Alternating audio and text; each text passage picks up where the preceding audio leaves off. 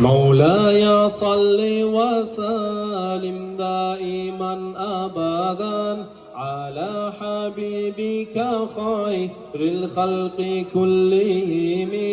مولاي صل وسلم دائما أبدا على حبيبك خير الخلق كلهم بسم الله de başlayıp Resulü mucizatın Tengri'ye yalvarıp elçini şafaatın Hatır mulgamsağız bir-biruden geçigiz Mucizat hatınlağız yürekleni çeçigiz Aziz bulgan ümmetler şefaat umut etken Kabullu mucizalar bizge